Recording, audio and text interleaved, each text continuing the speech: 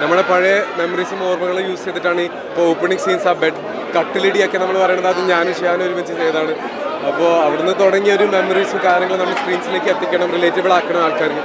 അത് റിലേറ്റബിൾ ആയെന്ന് വിശ്വസിക്കുന്നു.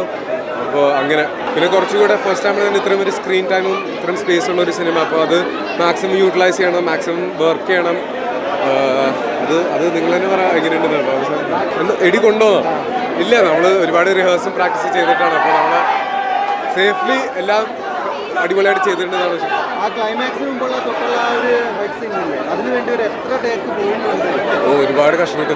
ഞാനും ഹോസ്പിറ്റലിൽ പോയി, അന്ന് അച്ചുവേട്ടൻ ഹോസ്പിറ്റലിൽ പോയി, കലാ മാസ്റ്റർ വരെ ഹോസ്പിറ്റൽ. അപ്പോൾ ഇതൊക്കെ സിനിമയിൽ ഉണ്ടാവുന്നതാണ്. പക്ഷേ എന്നാൽ പോലും ഇങ്ങനത്തെ ഒരു റിസപ്ഷൻ കാണുമ്പോൾ അതെല്ലാം വേർത്തിട്ടാണ് ഞാൻ വിശ്വസിക്കുന്നത്. മീൻസ് ഇങ്ങനത്തെ ഒരു ക്രൗഡും ഇങ്ങനത്തെ ഒരു ആക്സെപ്റ്റൻസ് ഞാൻ ഒരിക്കലും പ്രതീക്ഷയില്ല. ഒക്കെ ഒരു ഡ്രീമാണ് എനിക്ക്.